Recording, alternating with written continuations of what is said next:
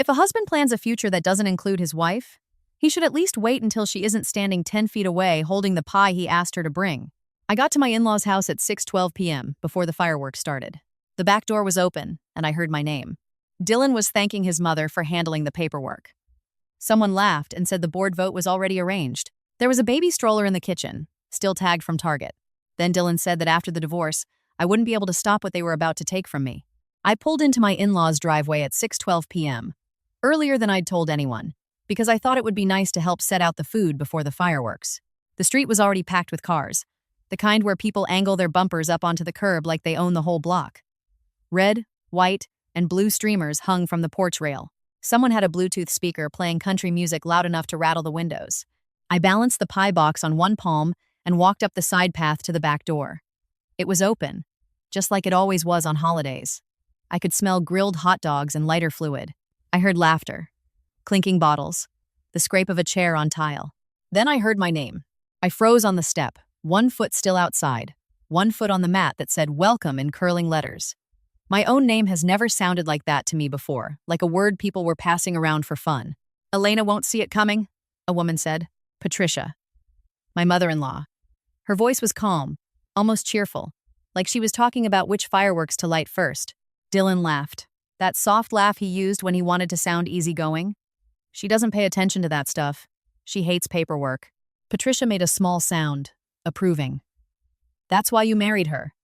She's smart where it counts, but she thinks she can just work hard, and everything will turn out fine." Someone else was in the kitchen too, a younger voice I recognized from a few company calls. Kayla Jensen, the HR consultant we'd hired a few months back because we were growing and needed structure. She sounded like she was smiling. "It's already arranged," Kayla said. "The board vote is a formality. Once it's on record, it's clean." I swallowed so hard my throat hurt. The pie box felt heavier. My fingers went numb around the cardboard handle. Dylan said, "And after the divorce, she won't have the money to fight me. She'll be too busy trying to save her reputation." Patricia replied, "That's the whole point. You can't take something from a woman like Elena head on. You ruin her first. Then you take what's left." The speaker in the living room jumped to a new song. A dog barked in the yard. Outside, normal holiday noise. Inside, my life being spoken about like it was a plan on a whiteboard. I should have pushed the door open. I should have walked in and watched their faces change. I should have done 1,000 things. Instead, I stepped back off the mat and stood on the concrete, staring at the little American flag stuck in the flower bed by the back steps. It was crooked, leaning sideways like it had been shoved in without care. There was a baby stroller in the kitchen, right near the island. I could see it through the crack of the open door. Gray fabric, plastic wheels, still tagged. I registered the red Target label like it was a detail from someone else's life. "No one in that kitchen had a baby." "Not yet," Patricia said. "You'll thank me later. After this, you're finally going to have a real family." Kayla gave a short laugh. "And a real reason. People understand a man leaving when there's a baby involved." My stomach turned so fast it felt like my inside slid. I backed down the side path without making a sound, holding the pie like it was fragile glass. The grass was damp. Fireflies blinked near the bushes. Somewhere up the block, kids screamed and ran through sprinklers. I got to my car and sat behind the wheel without turning the key. My hands were shaking so hard I had to press them flat against my thighs to steady them. I stared at the steering wheel, at the little scratch on the right side where my thumbnail had chipped the leather last winter. And I tried to make sense of a sentence I'd just heard. After the divorce. We weren't divorced. We weren't even fighting. We had been married for 6 years. We had a routine, a life. We had Sunday grocery trips and late-night takeout, and a shared Netflix profile. We had a dog that slept between us, and a set of mismatched coffee mugs we'd collected from road trips. Dylan kissed me on the forehead every morning like it meant something. A voice in my head kept saying, "You misheard. You filled in the blanks. You're tired. You've been working too much." But I knew what I heard. It was too clear, too specific. Paperwork, board vote, divorce, reputation. My phone buzzed in my purse. A text from Dylan. "Where are you?" "Mom's asking about the pie." I stared at the message until the screen dimmed. Then I typed back with fingers that felt like they belonged to someone else. "Running late. Traffic. Be there soon." A lie so small it made me sick. I drove away slowly, careful not to peel out or do anything that would make a neighbor look up. I turned down the first side street and parked under a tall maple tree, the kind that drops sap on your windshield in July. I sat there and breathed through my nose like I was trying not to cry in public. "My name is Elena Carter. I'm 34 years old. I live in Seattle, And I work in tech, the boring kind where you sit in meetings and argue about features people will complain about no matter what you do. On paper, my life looks solid. A nice townhouse in Ballard. A stable marriage. A job that paid well and made my parents proud back when they were alive to care. People at work called me steady. My friends called me the one who has it together. Dylan called me a machine when he wanted to tease me, like I was too organized to be a real person. If you'd asked me yesterday if my husband was capable of cheating, I would have said maybe, in a vague human way, but not like this. Not with planning. Not with his mother in the room. Not with someone from my company talking about board votes. And if you'd asked me if Patricia Hale was capable of ruining my life on purpose, I would have laughed, because she brought casseroles when I had the flu and asked me about my work and cried at our wedding during the vows. She hugged me tight at every holiday like she meant it. I sat under that maple tree and tried to rewind my life like a video. The first time I met Patricia, she'd look me up and down in my cheap dress at the restaurant and smiled like she'd already measured me and decided I would do. Dylan had squeezed my hand under the table and whispered, "She'll love you. Just talk about school. She loves smart women." I had been in grad school then, exhausted, living on coffee and ambition. Dylan was charming, good at making people feel seen. He was the guy who sent good luck texts before presentations and brought soup when I was sick. He wasn't rich, but he talked like he would be one day. He had plans. Big, shiny plans. My plans were different. Mine had always been about survival. When I was 29, my older brother Noah died on a hiking trail near Mount C. He went out early, like he always did, chasing sunrise photos. There was a loose section of rock, a fall, a call that came too late, the kind of death that doesn't make sense because it's so ordinary. Noah and I had built something together before he died. Not a dream, not a vision, but a product. A healthcare platform that helped clinics catch medication errors before they reached patients. It started as a side project, because Noah hated the idea of people getting hurt by preventable mistakes. He cared about things like that. He cared too much.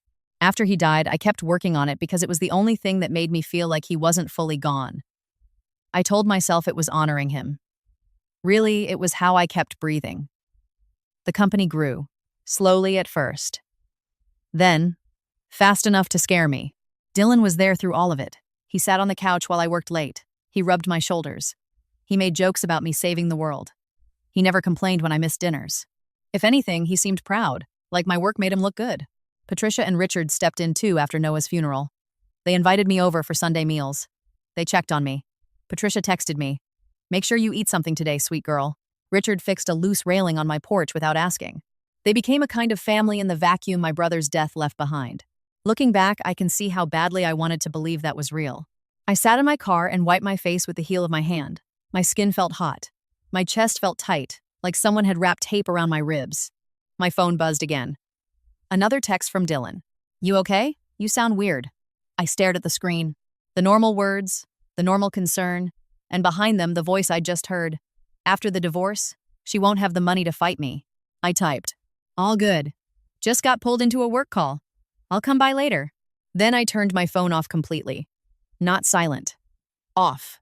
The quiet inside the car was thick. I could hear my own breathing, the faint tick of the engine cooling, a firework popping somewhere far away. I knew one thing with a clarity that cut through everything else. If I walked back into that house tonight, they would adjust. They would smile. They would serve me a hot dog and act like I was loved. Dylan would put his arm around my waist and kiss my temple, and Patricia would call me sweetheart, and Kayla would look at me with those polite professional eyes like she was already writing notes in her head. And if I confronted them without proof, I'd be the problem. I'd be emotional, unstable, paranoid. A woman who couldn't handle stress. A woman who was cracking. That's what they were counting on. I started the car, pulled away from the curb, and drove home with the pie still on the passenger seat, untouched. When I walked into my townhouse, the air smelled like laundry detergent and the candle I'd lit that morning. My dog trotted over and wagged his tail like nothing in the world could go wrong. I set the pie on the counter and stood there, staring at it. Then I opened my laptop. I didn't cry again. Not because it didn't hurt. It did. My throat ached from holding it back. My hands still trembled when I tried to type. But there was something else now. Something colder and sharper than sadness. They had a plan. So did I.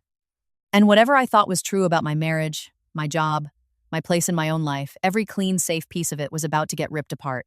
I didn't sleep that night. I tried. But every time I closed my eyes, I heard Patricia's voice again. Calm as a weather report. saying you ruin her first, then you take what's left. At one point, I got up and stood barefoot in the kitchen, staring at the sink like it had answers. The house was too quiet. Even my dog seemed to sense something was off, following me from room to room and sitting close enough that his warm body brushed my leg. At 1:07 a.m., I opened my laptop and logged into our company systems from home. I told myself I was just checking something simple, like a schedule or an email thread. That's how I got through the first 10 minutes pretending it was a normal work night. Our company didn't have a glamorous name. It was called Ridgeline Health Systems because Noah had liked mountains and hated anything that sounded like a tech bro pitch deck. We had 28 employees, a small office in South Lake Union, and a product that hospitals actually used because it solved an unsexy problem. It flagged medication conflicts before they hit a patient chart. It saved time. It saved money. Sometimes it saved lives. Noah would have liked that part. When Noah died, I inherited the company in every way that mattered, but not in the way most people think. There were no champagne celebrations, no big CEO announcement. There was paperwork, grief, and a board that consisted of 2 early investors, our outside counsel, and me. Noah had been paranoid about control from day one. He'd seen too many founders get squeezed out by people with nicer suits. Before his death, he'd moved the majority of the shares into a trust with my name on it, and a structure that made sense to lawyers, not to husbands. Dylan never understood any of that. He didn't ask, either. He liked the idea of being married to a woman doing important work, but he didn't like the boring details. When I tried to explain equity once, he made a face and said, "I trust you. Just don't make me read any of that." I used to find that charming. Tonight, it made my stomach twist. I opened my email and searched for Kayla Jensen's name. Dozens of threads came up. She had been hired as an HR consultant after one of our engineers complained that we didn't have a formal reporting structure. I had agreed because we were growing and I didn't want problems later. Kayla was efficient, clean-cut, and always sounded like she was smiling even when she was being firm. She had a way of saying things like best practice and liability exposure that made other people nod like they understood. The for you strange thing I saw was a meeting invite from last Tuesday, a one-on-one with our CTO, Sam, that I didn't remember scheduling. The invite had my name on it as the organizer. The time was blocked on my calendar, but I had been in a client demo across town at that exact hour. I hadn't noticed the conflict because I'd been running on autopilot. I clicked the details. The meeting had been created from my account, but the location field was blank and the description was one line: behavior follow-up. My skin prickled. I opened the audit log. A series of edits had been made to my calendar in the last month. Invitations sent, then canceled. Times moved. Locations changed. It looked like someone had been using my schedule like a puppet. I checked my sent email folder. My hands were steady now, steady in the way they get when I'm solving a crisis at work. There were messages I didn't remember sending. Short, clipped notes to employees that sounded slightly harsher than I would ever write. A late-night email to Sam. Need this fixed by morning. No excuses. Another to our project manager. Stop wasting my time with questions. I stared at the screen until the words blurred. That wasn't my voice. It was close enough to mine to pass at a glance, but wrong in the way a forged signature is wrong if you've seen the original 1,000 times. I checked the IP addresses. 2 of the logins were from our office network. One was from a residential Comcast address in Kirkland. Dylan's parents lived in Kirkland. My mouth went dry. I clicked into our shared home network history and scrolled through connected devices. Dylan's laptop was there, of course. So was a device listed as Hale iPad, Patricia's iPad. She'd brought it over last month when she needed help setting up a photo album. I remembered sitting on this same couch while she tapped around and laughed, saying, "I'm so bad at technology, Elena. You're such a lifesaver." I remembered how she'd asked, casually, what kind of laptop I used for work. I remembered her eyes, the way they moved quickly, taking in details while her mouth smiled. I pushed the laptop away and stood up so fast the chair scraped the floor.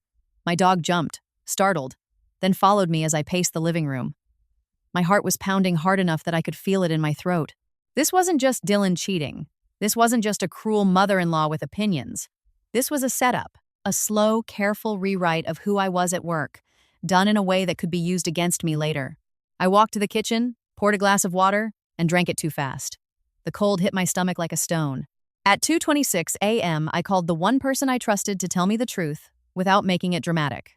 Marcus Nguyen answered on the third ring, voice rough with sleep. "Elena? Are you okay?" Marcus wasn't family, and he wasn't a friend in the casual sense. He was Noah's friend first, a corporate attorney who'd helped us set up the company when it was 2 laptops, and a dream in my brother's garage apartment.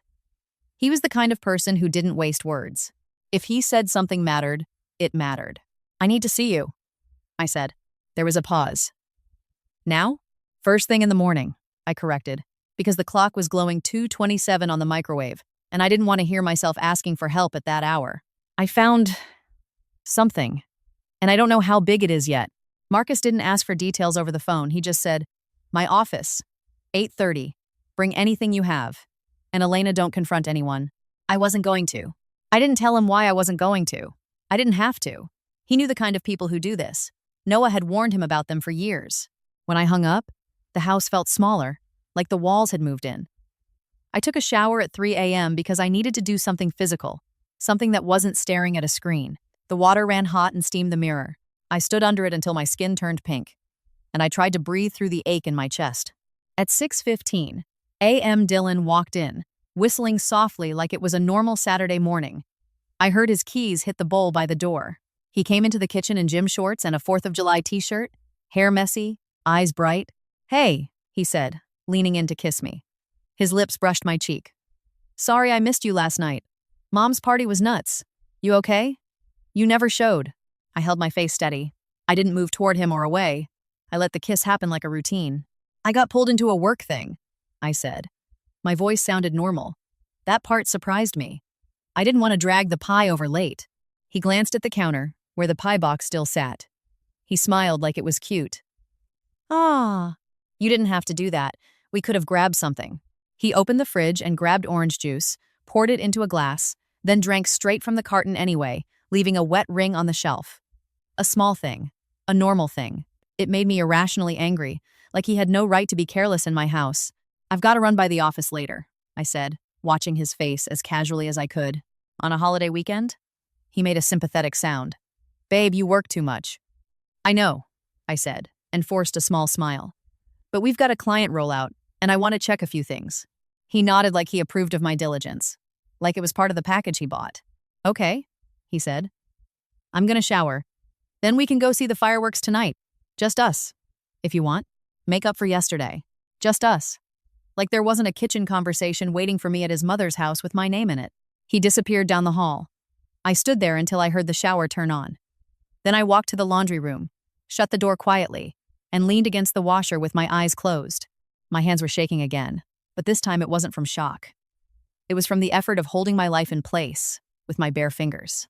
At 7:40 a.m., I dressed like I was going to a normal work meeting. Black jeans, a plain blouse, hair pulled back. I grabbed my laptop, my badge, and my car keys. I kissed Dylan on the cheek before I left because I knew he would notice if I didn't. Love you, he said. Easy. Yeah, I replied, because it was the safest word I could find.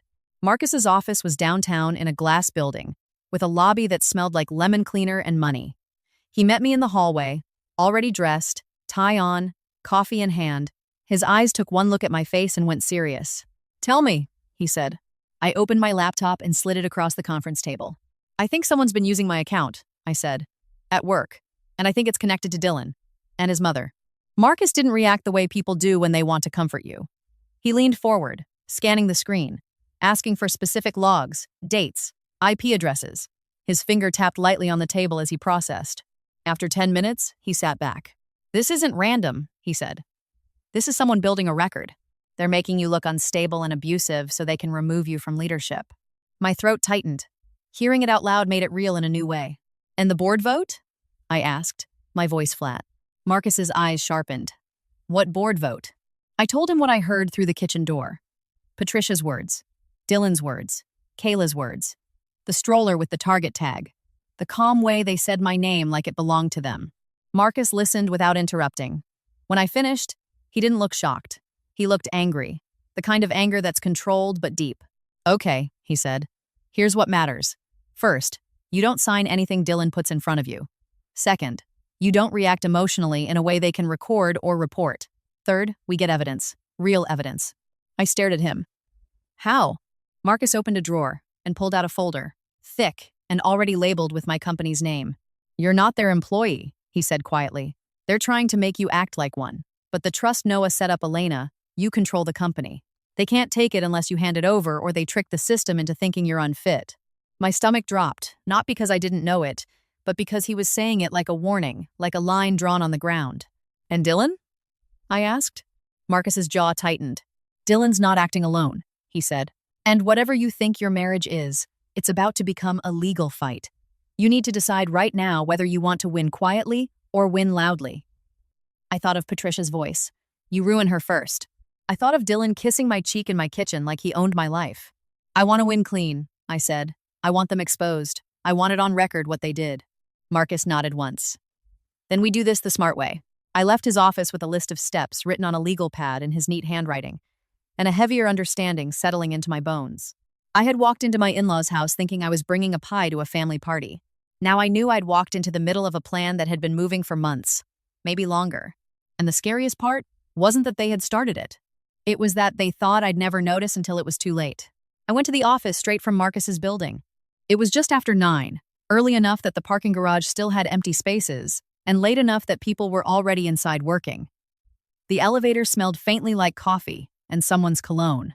I watched the floor numbers light up one by one and tried to steady my breathing before the doors opened.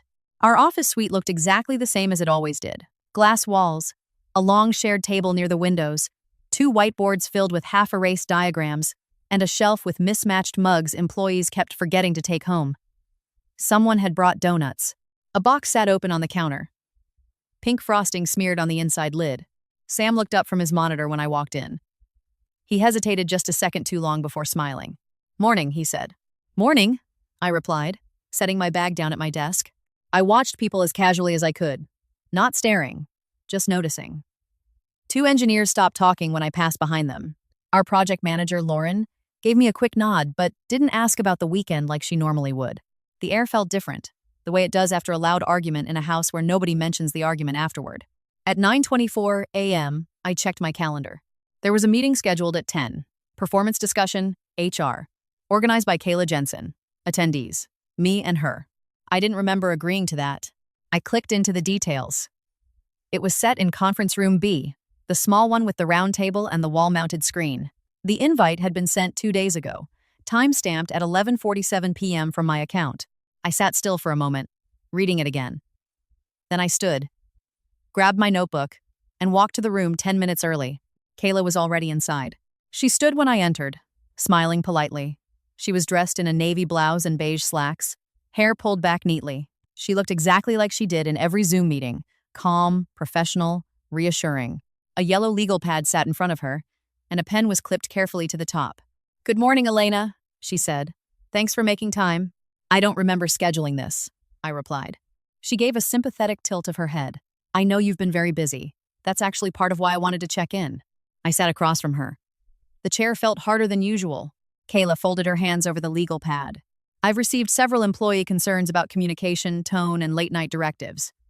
Nothing formal yet, but enough that I wanted to discuss it before it escalates. I said nothing, she continued. Some team members feel intimidated by your emails. A few mentioned feeling pressured to work outside, reasonable hours. I'm not saying this is intentional, but perception matters in a workplace environment. My pulse was steady now, too steady. The kind of calm that comes when your brain switches from confusion to recognition. Can you show me the emails? I asked. Kayla hesitated for a fraction of a second. I don't have them printed, but I can summarize. I'd like to see them. She opened her laptop and rotated it toward me. My name was at the top of the screen. Below it were several messages, all sent from my address. The wording was clipped, cold, demanding. Exactly what I'd seen at home the night before. I read them carefully, even though I already knew they weren't mine. I didn't write these, I said. Kayla kept her expression neutral. Your account sent them. From what IP? She blinked. I'm sorry? The IP address. The login source. Do you have that? Her pen stopped moving. That's handled by IT. This meeting is about behavior, not technical logs. I leaned back in the chair. Then we should bring IT in. She smiled again, but the smile didn't reach her eyes this time. Elena, this isn't an accusation. It's a conversation. We want to support you. Support. The same word Patricia used after Noah died. I'm fine, I said. She nodded slowly, writing something on the legal pad. Okay, I'll note that. I do want to mention that repeated complaints can trigger a formal review. If that happens, the board would need to be informed. There it was. Board. I met her eyes. Understood. The meeting ended 10 minutes later. I walked out without rushing. My hands were cold but steady. Sam was waiting near my desk, pretending to look at a code review on his screen. "Everything okay?" he asked quietly. "Yeah," I said. "Why?" He hesitated. "Just, there's been talk. People saying you've been stressed. Snapping at folks." I nodded like it made sense. Busy quarter. He relaxed a little. "Yeah, makes sense." I went back to my desk and opened the system admin panel Marcus had told me to check. I didn't have full administrative access, but I had enough to see user login patterns. My account had been accessed at 11:42 p.m. 2 nights ago. The location matched the same Kirkland address from the audit log. 5 minutes later, the HR meeting invite had been sent. I saved screenshots, then more. I exported logs to a secure drive Marcus had given me that morning. At noon, Dylan texted, "How's work?" "Fine," I wrote. He replied almost instantly. "Mom says you seemed off yesterday. Everything good?" I stared at the message for a long time. Then I typed, "Just tired." He sent a heart emoji. I turned my phone face down on the desk. At 1:30 p.m., I got another email. This one from Kayla. Subject line, "Follow-up." Inside was a summary of our conversation. It described me as acknowledging communication concerns and agreeing to monitor behavior. It ended with a note that a formal review could occur if patterns continued. I forwarded it to Marcus. He called within minutes. "They're building a record," he said, "step by step. If they can claim hostile leadership, they can justify removal from operational authority. That weakens your position in a divorce and in the company." "So the vote is real," I said. "Not yet," he replied. "They need cause. They're manufacturing it." I looked around the office. People typing, chairs rolling, phones ringing, normal work sounds. "How long?" I asked. "Soon," he said. "And you're going to let them think it's working." I hung up and returned to my screen. My reflection showed faintly in the dark part of the monitor. I looked tired but calm, like someone who had a lot on her plate. No one here knew I'd heard everything. No one knew I was collecting it piece by piece. At 4:50 p.m., I packed my bag. As I stood, Kayla approached my desk. "Heading out?" she asked lightly. "Yeah." She gave a small, reassuring smile. "Take care of yourself, Elena. Work-life balance matters." "I will," I said. I walked out of the office into the late afternoon sunlight. The air smelled like pavement and lake water. For a moment, I just stood on the sidewalk, letting the noise of traffic wash over me. I understood something now that I hadn't when I left the party with the pie still in my hands. They weren't planning one moment to hurt me. They were planning a sequence, and I was already inside it. That evening, I drove home slowly, taking streets I normally didn't use just to give myself more time before I had to walk through the front door. The sky was still bright even though it was past 6, the long summer light stretching across the neighborhood. Kids rode bikes up and down the block. A man watered his lawn in sandals. Everything looked ordinary, and the ordinariness felt almost cruel. Dylan's car was already in the driveway. I sat in mine for a moment, hands resting on the steering wheel, watching the porch light flicker on automatically as the sun lowered. I rehearsed my face. Neutral, calm, a little tired, but nothing more. Then I grabbed my bag and went inside. He was in the kitchen, leaning against the counter, scrolling on his phone. He looked up when I entered and smiled easily. "Hey, long day?" "Yeah," I said, setting my keys in the bowl by the door. "Meetings." He pushed off the counter and came over to hug me. I let him.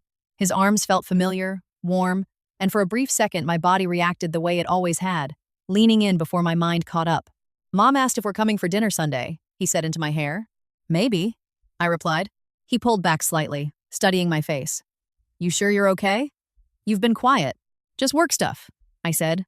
"We're growing fast. Lots of processes." He nodded like he understood, though I knew he didn't really care about processes. "You should delegate more. You don't have to carry everything yourself." I almost laughed. Instead, I walked past him and opened the fridge. Inside were groceries I hadn't bought. Pre-made pasta salad, a tray of chicken breasts, a container of cut fruit. Patricia's style. She liked to help by stocking our kitchen. "She stopped by?" I asked casually.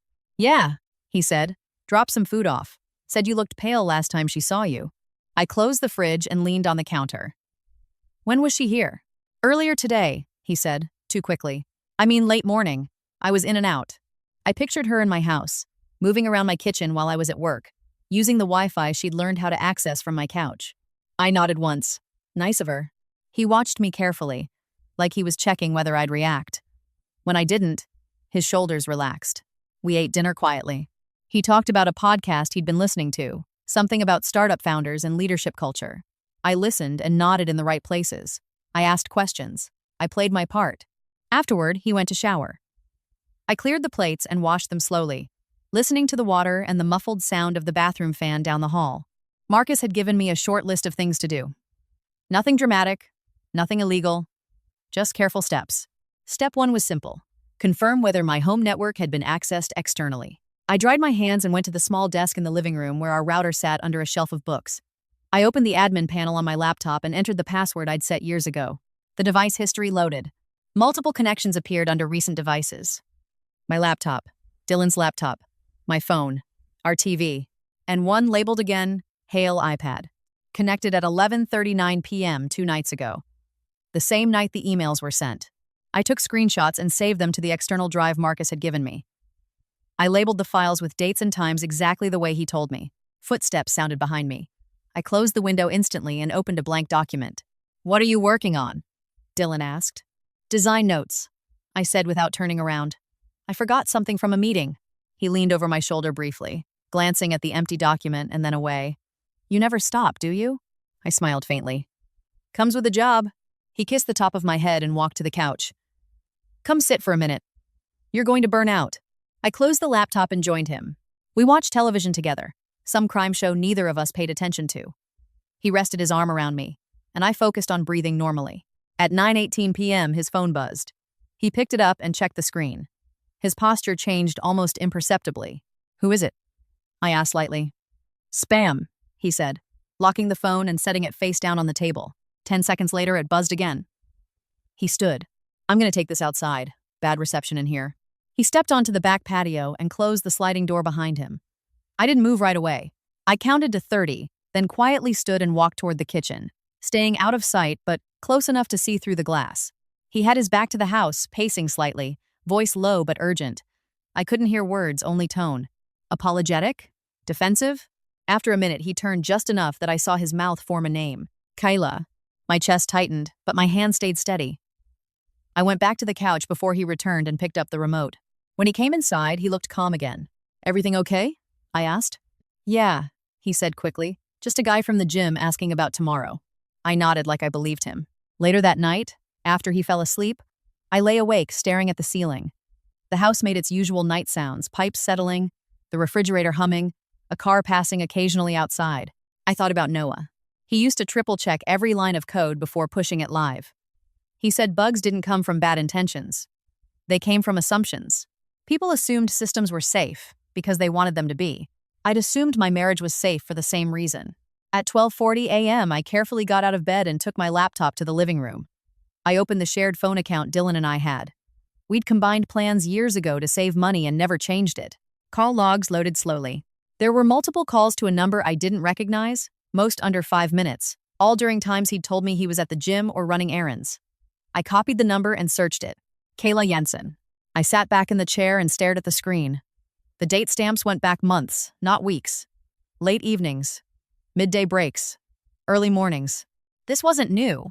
I exported the call logs and saved them to the drive. My hands finally trembled, but I kept working. At 1:18 a.m., an email notification appeared from my company account. A calendar update. Mandatory board review Friday, 3 p.m. Organizer. Board operations. Attendees. Full board and senior leadership. I read it twice. Friday was 4 days away. I picked up my phone and texted Marcus. "It's happening this week." He called immediately. "Good," he said after I told him. "We needed a date. Now we prepare." "Prepare what?" I asked. "The truth," he said. But only once. I ended the call and sat in the dark living room. Through the window, I could see the faint reflection of my own face in the glass. For the first time since the night outside Patricia's kitchen door, I understood the full shape of what they intended. They weren't just trying to hurt me. They were planning to erase me from my company, my marriage, and my own story, and replace me with the version of events they had already written. And Friday was when they planned to make it official. The next morning, I woke up before my alarm. The sky outside the bedroom window was barely gray, the kind of early light that makes everything look unfinished. Dylan was still asleep beside me, one arm thrown across the pillow where my shoulder had been. His breathing was steady. For a few seconds, I watched him and tried to reconcile the person in front of me with the voice I'd heard outside Patricia's kitchen. I got up quietly, dressed, and made coffee. The smell filled the kitchen. familiar and ordinary. I poured 2 mugs like I always did and set his on the table. When he came in 15 minutes later, hair damp from the shower, he smiled. "You're up early," he said, sitting down. "Big week," I answered. He took a sip and winced at the heat. "You should take a day off after this. We could go to the coast. Clear your head." "Maybe," I said. He watched me for a moment, then reached into his backpack and pulled out a manila folder. "Actually, there's something I wanted to talk to you about," he said, placing it on the table between us. "It's nothing bad. Just practical." I kept my face still. "Okay." He slid the folder toward me. Inside were several pages clipped together, neat and official looking. I recognized legal formatting immediately. "A post-nuptial agreement," he said quickly. "Before you react, just hear me out." I read the first page slowly. The language was clean and simple, written to sound reasonable. It talked about protecting personal assets, limiting liability, and simplifying financial matters in case of separation. The key clause appeared halfway down the second page. Any interest in Ridgeline Health Systems acquired during the marriage would be considered shared marital influence, and operational authority could be delegated to the spouse for business continuity. I looked up. "Why would we need this?" He leaned forward, elbows on the table. "Because of your company. Investors get nervous about founders' marriages. If anything happened to you, illness, burnout, whatever they want, assurance someone stable can step in temporarily." "Someone stable?" I repeated. "Me," he said, smiling lightly. "It's just paperwork. My mom's lawyer drafted it. Totally standard." My pulse ticked slowly but evenly. "I thought you said you didn't like paperwork." He laughed. "I don't, but I like protecting our future." I flipped another page. The last section discussed property division in the event of divorce, written in a way that made it appear fair, but shifted authority over operational decisions to him during legal proceedings. "I should have a lawyer look at this," I said. His smile faded a fraction. "You can, but it's straightforward. Honestly, it'll hurt feelings if you make it a whole legal thing. My parents already signed theirs years ago. I still want to review it," I said. He watched me carefully. "You trust me, right?" I met his eyes. "Of course." The word tasted wrong in my mouth. He relaxed slightly. "Good. We don't have to rush. Maybe sign this week? Before your board review? It just keeps everything clean." "Board review." He said it casually, but I heard the intention underneath. "I'll read it tonight," I said, closing the folder. He stood and kissed my forehead. "I knew you'd understand." After he left, I sat alone at the table with the papers in front of me. I didn't touch them for a full minute. Then I photographed every page and sent the images to Marcus. He called within 5 minutes. "Don't sign it," he said immediately. I wasn't going to. "This gives him operational control if you're under investigation," Marcus continued. "If the board claims misconduct and you've signed this, he steps in legally. You'd still own shares, but you'd lose the company in practice." "So the review Friday," I said. "That's the trigger?" "Yes. They accuse you, initiate removal, and he becomes acting executive under spousal authority. Then divorce proceedings weaken your legal position further." I looked at the papers again. They were written calmly, professionally, without a single threatening word. "They planned every step," I said. "Not perfectly," Marcus replied. "They didn't plan for you to know." I hung up and placed the folder back exactly where Dylan had left it. When he came home that evening, I handed it to him. "I'll sign it," I said. Relief flashed across his face before he could hide it. "Really?" "Yeah," I replied. "After this week's meetings. I don't want distractions right now." He nodded quickly. "Of course. Take your time." He believed me. That night, he ordered takeout and suggested a movie. He was attentive, almost affectionate. He held my hand on the couch, rested his head against mine, laughed at scenes he didn't usually find funny. I understood why. In his mind, the hardest part was nearly finished. At 9:47 p.m., his phone buzzed again. He stood to answer it in the hallway this time, but his voice carried slightly. "I told you," he whispered sharply. "Just wait until Friday." I stared at the television, not seeing it. After he went to bed, I stayed up again. I logged into the company's network monitoring system Marcus had helped me access. It showed internal file transfers. Several confidential documents had been copied to an external device from Dylan's login credentials the previous week. Financial projections, acquisition discussions, shareholder agreements. I downloaded the logs. Then I opened a separate document and began writing a timeline. Dates, times, actions. The party conversation, the emails, the HR complaints, the post-nup, the board review. I didn't rush. I treated it the way I would treat a system failure analysis carefully, methodically, making sure each detail connected. At 1:32 a.m., I finally closed the laptop. I walked into the bedroom and stood beside the bed. Dylan was asleep on his side, one hand under his pillow. The same person who used to fall asleep watching late movies with me, who once drove 3 hours in the rain to pick me up after a canceled flight. I realized something then that hurt more than hearing him outside the kitchen. He wasn't pretending anymore. To him, this plan was real life. The marriage I thought we had existed mostly in my head. I turned off the hallway light and lay down on my side of the bed, staring into the dark. Friday wasn't just a meeting. It was the moment they expected me to lose everything. And for the first time since I'd heard them, I understood exactly what they believed, that I would panic, react, and hand them the control they wanted. I didn't plan to panic. By Wednesday morning, the house felt like a set. Every movement had to look natural. I left for work at the same time, kissed Dylan goodbye the same way, and answered his small talk with normal answers. Inside my head, I was tracking hours and documents instead of conversations. At the office, I went straight to my desk and plugged in the external drive Marcus had given me. I kept my screen angled so anyone walking behind me would only see design mock-ups. Underneath, a file window stayed open, copying logs in the background. The board review was scheduled for Friday at 3. That gave me 2 full days to collect what we needed. Marcus had been clear. Not suspicions, not interpretations. Records. At 10:05 a.m., I walked to the IT office. Brian, our systems admin, looked up from a server rack. He was the kind of employee who liked hardware more than people and trusted process over personalities. That worked in my favor. "Hey," I said. "Quick question. I think my email account has been acting strange. Can you show me the login history?" He rolled his chair over to his monitor. "Sure. Password issues? Maybe." I got an alert about unusual activity. He typed for a minute and pulled up a log. "Here," he said, pointing. "You logged in from the office Monday? Then from home? Then he squinted. Kirkland?" I leaned closer. "That's not me." Brian frowned. "Same password, though. You sure no one has access?" "No," I said calmly. "Could you export this for me? I want to review it." He shrugged and saved the file to a USB drive, handing it over. "Probably just a device you used once. Happens." "Thanks," I said. I walked back to my desk slowly, not running, not rushing. I plugged the drive into my laptop and saved the file onto my secured storage. Another piece.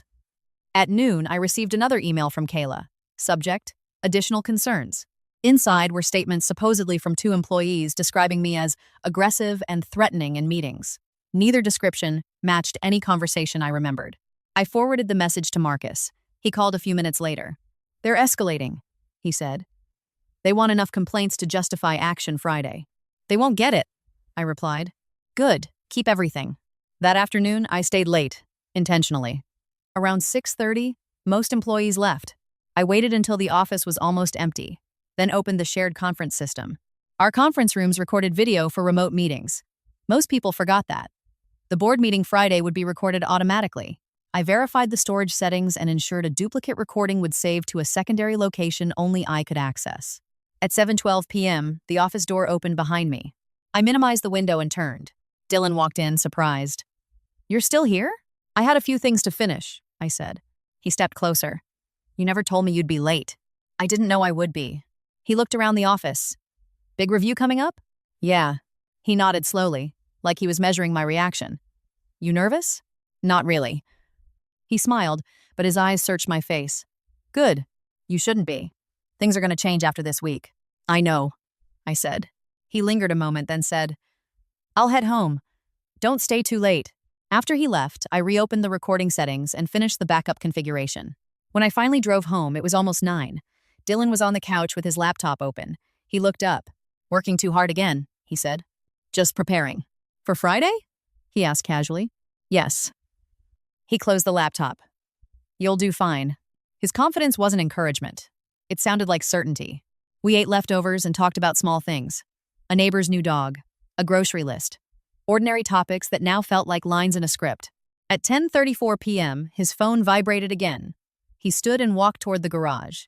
"I'm taking this," he said.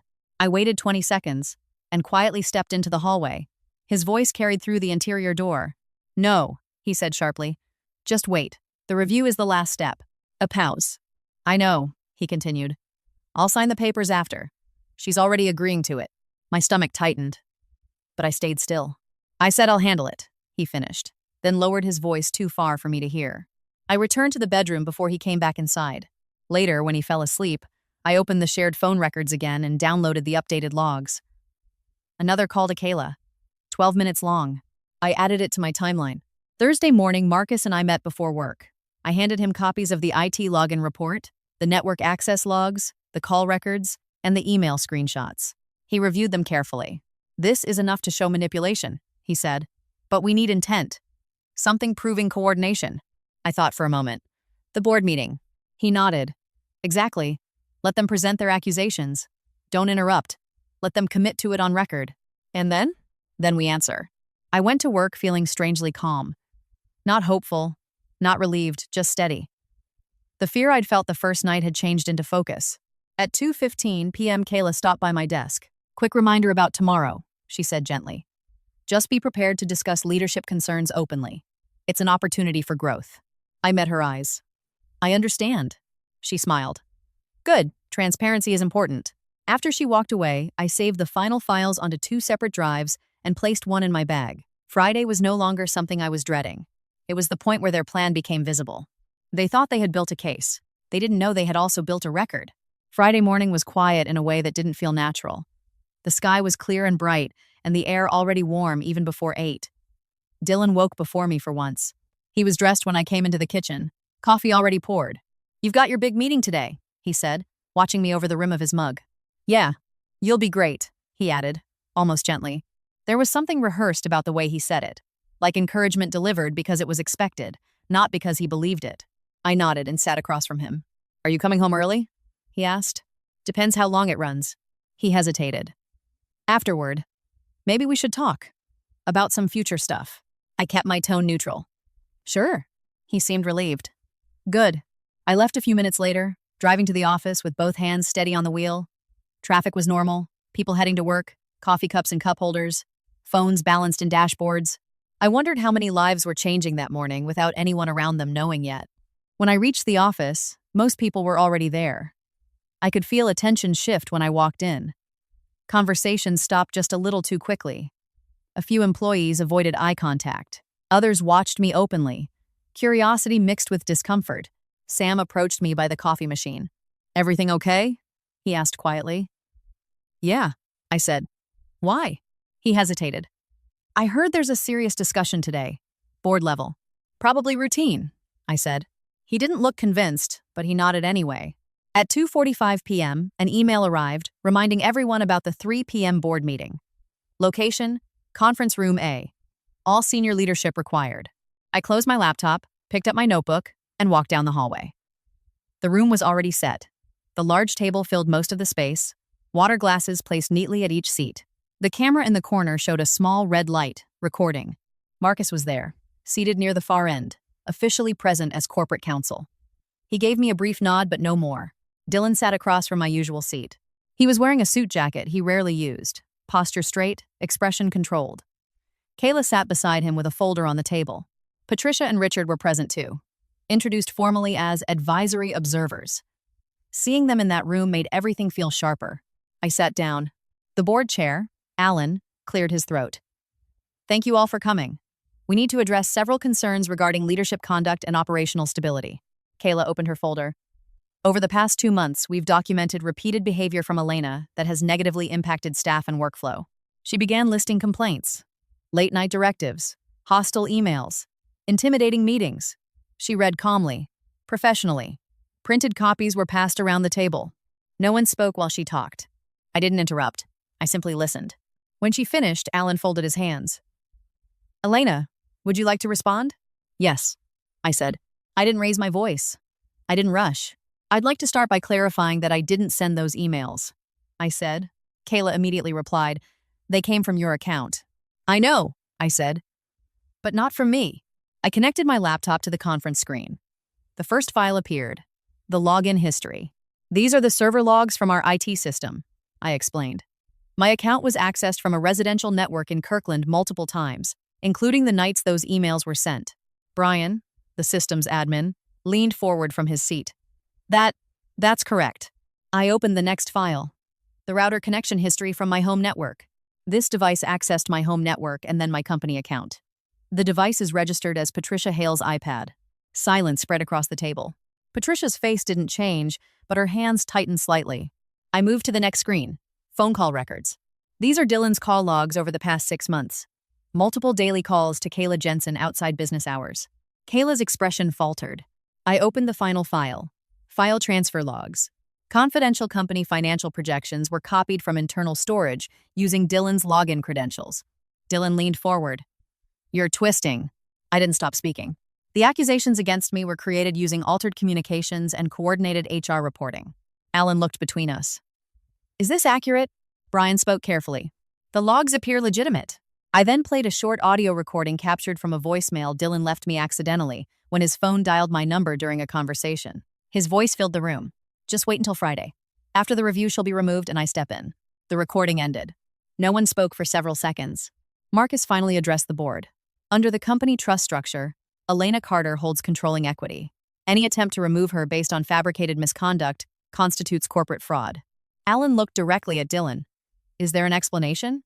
Dylan's composure cracked. "She's overreacting. We were just trying to stabilize the company." Kayla closed her folder slowly, not meeting anyone's eyes. Patricia finally spoke. "We were protecting the business from emotional leadership." I met her gaze. "You were trying to take it." The room was completely still. Alan exhaled. "Given this information, we're suspending this review and initiating a formal investigation." I sat back in my chair. The plan they built had finally been spoken out loud in front of people who mattered, and now it couldn't be undone. No one stood up right away after the meeting ended. Chairs stayed where they were, papers still spread across the table, the projector screen still glowing with the last file I had shown. The silence felt heavier than any argument could have. Alan was the first to move. He turned off the projector and looked directly at Dylan. "You need to step out of the office," he said. "Immediately. Effective now, you are not authorized to access company systems or represent Ridgeline in any capacity." Dylan stared at him. "You can't just—" "I can," Alan replied evenly. "This is a corporate matter. We will contact you through counsel." Dylan looked at me then, and for the first time I saw real panic in his eyes. Not anger, not irritation, fear. "This is insane," he said quietly. "Elena, tell them." I didn't answer. Kayla closed her folder slowly and stood. She didn't say a word to anyone. She just walked toward the door, face pale, shoulders tight, like she was leaving a place she never expected to lose control of. Patricia remained seated. Her posture was rigid, hands folded on the table. Richard stood beside her but said nothing. Alan spoke again. "Mrs. Hale, Mr. Hale, I'm going to ask you both to leave as well. You are not part of company governance." Patricia rose without protest. She looked at me, not angry, not apologetic, just measuring. "You've made a mistake," she said quietly. "No," I answered. "I just noticed yours." She held my gaze a moment longer, then turned and walked out. Dylan lingered until Marcus stood beside me. Only then did he follow them. The door closed behind them. For a few seconds, the room stayed silent again. Then Sam exhaled loudly. "I didn't know any of that," he said. "No one here did," I replied. Alan rubbed his temples. "We're going to need formal statements from IT and HR records.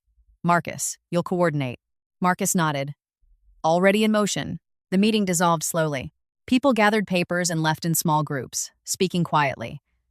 Some avoided looking at me, not because they blamed me, but because they were processing something larger than office politics. The narrative they'd believed about the company leadership had just changed in a single hour. I remained seated until the room was empty except for Marcus. "You handled that correctly," he said. "I didn't feel anything," I replied honestly. "Not relief, not victory." "You will later," he said. "Right now you're still inside it." I packed my laptop slowly. "What happens next?" I asked. "Legal steps," he said.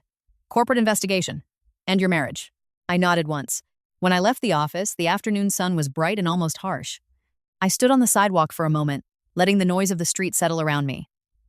Cars passed. People walked with headphones in. No one knew what had just happened upstairs. My phone buzzed. "Dylan." I let it ring. It rang again. Then a message appeared. "We need to talk. Now." I didn't respond. I drove home anyway. Avoiding him wouldn't change what was waiting. His car was in the driveway when I arrived. He was standing on the porch, arms crossed. He walked toward me before I reached the front door. "What did you do?" he demanded. I unlocked the door and stepped inside. "I told the truth." He followed me into the living room. You humiliated me in front of investors? You tried to remove me from my own company. I was protecting it, he snapped. You're not stable enough to run it alone. I looked at him. You were planning to take control. That's not. You forged access to my accounts, I said calmly. You coordinated HR complaints. You pushed a legal agreement to transfer authority. You told investors you were stepping in after the review. His jaw tightened. I was helping you. No, I said. You were replacing me. He paced across the room, running his hands through his hair. You're overreacting. This could have been handled privately. You recorded nothing privately, I said. You planned it publicly. You just didn't expect witnesses. He stopped moving. So what now? You destroy everything? I'm filing for divorce, I said. The words felt steady as they left my mouth. He stared at me. You wouldn't. I already did, I replied. His face changed in a way I had never seen before. Not just anger. Not just fear. Something collapsing inside him. You're serious, he said. Yes. He laughed once, short and sharp. After everything I've done for you? I didn't answer. He stepped closer. You think you'll be fine alone? The company will tear you apart. You need me. I never did, I said quietly. For a moment, neither of us spoke. The house was silent except for the refrigerator humming in the kitchen. You're making a mistake, he said finally. No, I replied. I'm correcting one. He stood there a long time, then grabbed his keys from the table. This isn't over, he said, voice low. I know, I answered. He left, the door closing harder than necessary. I stood alone in the living room. The couch, the photos on the shelf, the rug we picked together, all of it looked the same as it had that morning, but none of it felt familiar anymore. I sat down slowly and let my hands rest on my knees. The company investigation would take weeks. The divorce would take months. Conversations and paperwork and hearings would follow. But one thing had already changed. They had believed I wouldn't fight because I wouldn't see it. And now they knew I had seen everything. The house was quiet after Dylan left. Not the usual quiet, not the comfortable kind that came with a normal evening. This was a hollow quiet, like a place that had just been emptied out. I stayed on the couch for a long time, not watching television, not checking my phone, just sitting and listening to the small sounds of the house. Around 7, my phone buzzed again. Patricia. I let it ring once, then answered. Hello.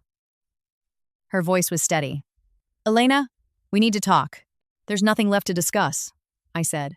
You embarrassed my son today, she replied calmly. You could have handled that privately. You tried to take my company privately, I said. A brief pause.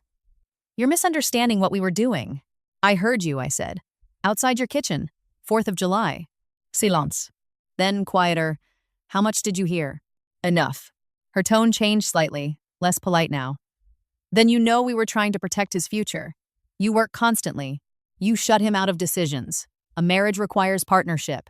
A partnership doesn't involve falsifying records, I said. You're dramatic, she replied. Businesses require stability. Dylan has leadership instincts you don't. I didn't raise my voice. He had a plan, not leadership. She exhaled slowly. You're making this harder than it needs to be. Withdraw the allegations and the divorce. We can resolve this without destroying everyone. I'm not destroying anything, I said. I'm stopping it. Her patience slipped for the first time. You think investors will trust you after this scandal? They already know the truth. Truth is what people believe, she said. And reputations matter. So do records, I replied. Neither of us spoke for a moment. Finally, she said, You were like family to me. I looked around the living room. I was. Until I became an obstacle. She hung up without another word. I set the phone down and leaned back. The conversation didn't upset me the way I thought it might. Instead, it clarified something. Patricia still believed this was a negotiation. She thought pressure could make me reverse course. An hour later, Marcus called. The board has voted to suspend Dylan's access permanently, he said. Formal investigation begins Monday. Kayla? Placed on administrative leave. Her certification board has been notified. I nodded, even though he couldn't see it. Okay, there's more, he added. One of the investors admitted Dylan approached him weeks ago, offering to take over operational control after a leadership change. He claimed you were planning to step down. I closed my eyes briefly. He was preparing his story. Yes, Marcus said. And he documented it in emails. We have copies. I felt the first real sense of release. Not relief exactly, but a shift. The narrative they were building was unraveling on its own. What about the divorce? I asked. Filed this afternoon, he replied. Given the financial evidence, his settlement position is weak. After we hung up, I walked upstairs. Dylan's closet was half empty. A suitcase was gone. The absence was sudden but not surprising. He had already started separating before today. I just hadn't seen it. I sat on the edge of the bed and looked at the dresser. One of our wedding photos stood there in a silver frame. We were smiling, sun behind us, arms around each other. I picked it up, held it for a moment, then set it face down in the drawer. The next morning I woke early again. I fed the dog, made coffee, and opened my laptop. My email inbox was full. Messages from employees, investors, even a few clients. Some asked what was happening. Others expressed support. One message was from Sam. I had no idea any of this was going on. I'm sorry you went through it alone. I typed back. You didn't know. That was the point. At noon, I went to the office. People were quieter than usual, but not tense. The atmosphere felt different. Not suspicious anymore. More cautious and respectful. When I walked in, conversations didn't stop this time. Instead, several people nodded to me openly. Sam approached. We're with you, he said simply. Thank you, I replied. I spent the afternoon reviewing projects and answering practical questions. Work continued. Code needed to be fixed. Clients needed responses. The normal routines were strangely grounding. Ridgeline still existed, still functioned, even after the shock. At 4:10 p.m., I received a text from Dylan. Can we meet? I stared at it for a long time. I finally replied, no. He sent another message. I never wanted to hurt you. I didn't answer. I left the office just before 5. The sun was lowering, the lake reflecting orange light. I drove home and parked in the driveway. For the first time in days, I noticed something simple. I felt steady. Not happy, not calm, but steady. The fear that had followed me since the night outside Patricia's kitchen was gone. In its place was clarity. They had believed I would collapse under pressure. They believed silence meant weakness. Instead, everything they'd planned had been spoken aloud and recorded. And now the consequences had started. The following week began with rain, the steady gray kind Seattle slips into without warning. I drove to the office Monday morning with the windshield wipers moving back and forth, thinking about how ordinary everything still looked from the outside. Cars moved through traffic, people carried coffee cups, and nothing about the street suggested that my life had split into a before and after. Inside the office, the atmosphere had settled into something quieter but steadier. Conversations were normal again. People still watched me sometimes, but it wasn't curiosity anymore. It was concern, and in some cases, respect. At 9:30 a.m., Marcus arrived for the formal interviews with staff. The board had authorized a full internal review. Brian from IT provided logs, timestamps, and authentication records. Sam described the unexplained meeting invites. Lauren explained how complaints had appeared suddenly and only about me. Kayla did not come in that day. Her company email account had already been disabled. By early afternoon, the picture was no longer complicated. It was simple and documented. At 2:15 p.m., Marcus asked me to step into the conference room. He placed several printed emails in front of me. These came from an investor who cooperated this morning.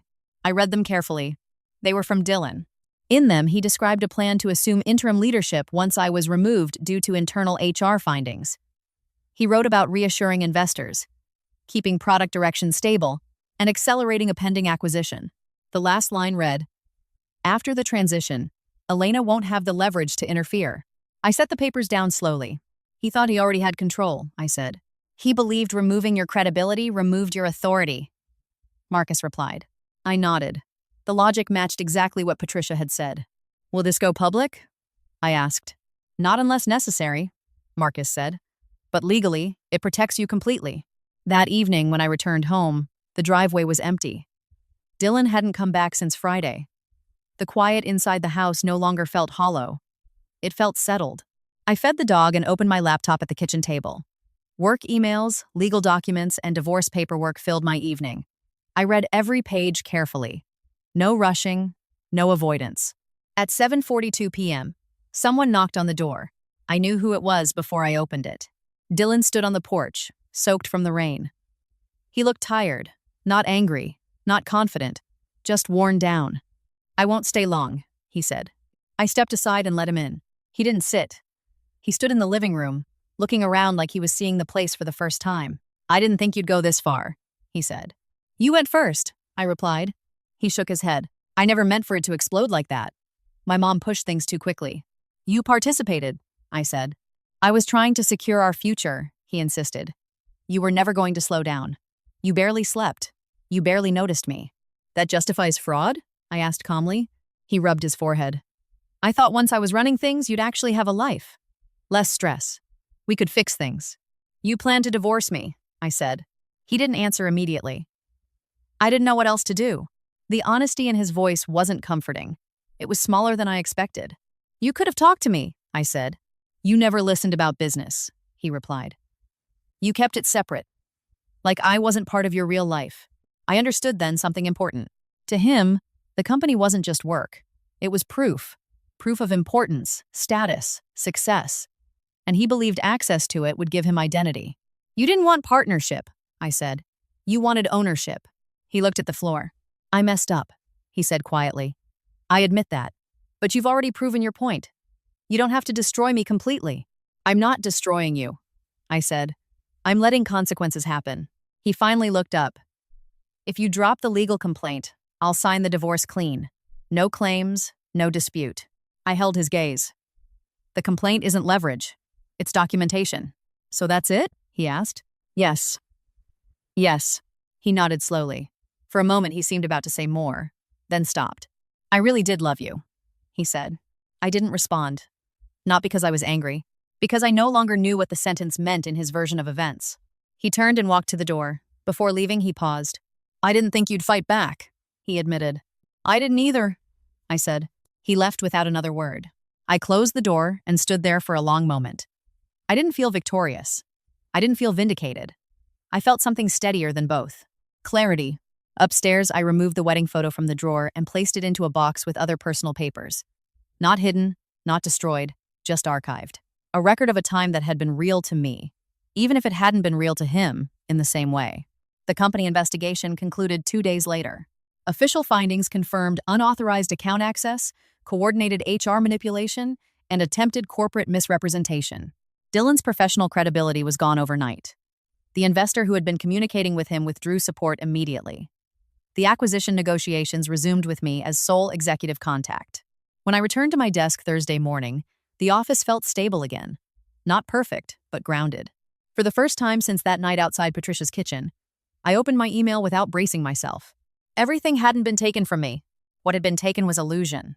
The legal process moved slower than everything else had. Days turned into weeks, and the urgency of the first confrontation faded into paperwork, schedules, and formal statements. I learned quickly that consequences didn't arrive in one dramatic moment. They arrived in small notices, certified envelopes, and scheduled hearings. The company stabilized first. Employees returned to normal routines. Deadlines mattered again. People talked about features, clients, and bug fixes instead of rumors. For the first time in months, meetings were just meetings. One afternoon, Sam knocked lightly on my office door. You have a minute? He asked. Sure. 1. He stepped in and closed the door halfway. I wanted to say something. A lot of us noticed things felt off before. We just didn't understand what we were seeing. I nodded. You weren't supposed to.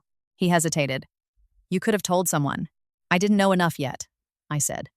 And I didn't want to accuse anyone without proof. He looked relieved. Well, I'm glad you stayed. After he left, I sat at my desk and realized I hadn't thought about the night outside Patricia's kitchen for almost an hour. Work had begun to take up space again, not as a distraction, but as part of life returning to structure. The divorce hearing was scheduled 6 weeks after the filing. It was held in a plain courthouse room that smelled faintly like old paper and cleaning solution. There was no audience, no dramatic confrontation, just lawyers, a judge, and 2 people sitting at separate tables. Dylan looked thinner. He avoided eye contact. His lawyer spoke most of the time, but the documents spoke louder. Financial transfers, emails, and company records had already defined the outcome. The judge reviewed everything quietly. When she finally spoke, her tone was calm. The court finds no basis for spousal financial claim related to Ridgeline Health Systems. Marital assets will be divided accordingly. It was formal language, but the meaning was simple. He received nothing from the company. Dylan nodded once when it was finished. He didn't argue. He signed the papers. Outside the courtroom, we stood near the hallway windows. People passed behind us. Unrelated cases, unrelated lives. I didn't think it would end like this, he said. Neither did I replied. He looked tired. My parents won't talk to me now. I didn't respond. They think I ruined everything, he continued. You made choices, I said. He nodded slowly. So did you. I thought about that for a moment. Yes, I chose to stop it. He accepted that without argument. We walked away in opposite directions. A week later, I heard from Marcus again. He had updates beyond the divorce. Kayla's HR certification board had reviewed the case. Her license was suspended pending further investigation. The consulting firm she worked for terminated her contract immediately. Patricia's involvement carried consequences too. The hospital where she had once worked as an administrator opened a compliance review after learning she had used professional influence to advise on corporate personnel actions outside her authority. It didn't lead to criminal charges, but her professional network distanced itself from her quickly. Richard, who had quietly backed Dylan financially during the plan, was contacted by investigators regarding irregular loan documentation connected to those transfers. Nothing dramatic, but enough to draw official attention. No one went to jail. There were no headlines. But reputations shifted. Doors closed. Invitations stopped. Months passed. The company acquisition completed in early spring. The healthcare network finalized the deal with me remaining in executive leadership during integration. The valuation was higher than expected. Investors were satisfied. Employees kept their jobs. The product expanded into more hospitals. I moved to a smaller office, one with a window overlooking the water. I didn't need a large corner space. I needed quiet and focus. One afternoon, I received a letter in the mail. No return address. Inside was a single handwritten note. You didn't have to ruin us. No signature. I folded it once and placed it in a drawer. I didn't feel anger reading it. I felt distance. That evening, I walked along the waterfront near sunset. The air was cool, and the water reflected orange light across the harbor. People passed by walking dogs, talking, living ordinary lives. I realized something then. For months, I had thought about justice as an outcome, a result I would feel when everything concluded. Instead, it was quieter. Justice was simply that the truth remained visible. I went home to a house that felt like mine again. The rooms were the same, but the weight inside them was gone. I made dinner, fed the dog, and sat at the kitchen table with a notebook open beside my laptop. Not legal notes, not evidence timelines, just a blank page. For the first time since everything began, I was planning something that didn't involve defending my life from someone else's design. Spring turned into summer without me noticing the exact day it happened. The rain stopped coming every afternoon, and the light stayed longer in the evenings. The routine of work, meetings, and quiet dinners settled into something steady. For the first time in a long while, my days were not shaped by reacting to someone else's decisions. The acquisition closed completely in May. The final documents were signed in a conference room that looked almost identical to the one where everything had unraveled months earlier. The difference was simple. No tension, no hidden conversations, no people waiting for me to fail. Just signatures, handshakes, and a transfer of responsibilities. Afterward, I didn't celebrate. I went back to my office, shut the door, and sat for a while looking at the city through the window. Traffic moved along the streets below. A ferry crossed the water slowly. Nothing about the world acknowledged the significance of that moment, and I found that comforting. Marcus stopped by later that afternoon. It's official, he said, placing the last folder on my desk. Thank you, I replied. He leaned against the doorframe. Noah would have been proud. I looked down at the folder, running my hand over the cover. He would have understood what this cost. Marcus nodded. He built safeguards for a reason. I had thought about that often.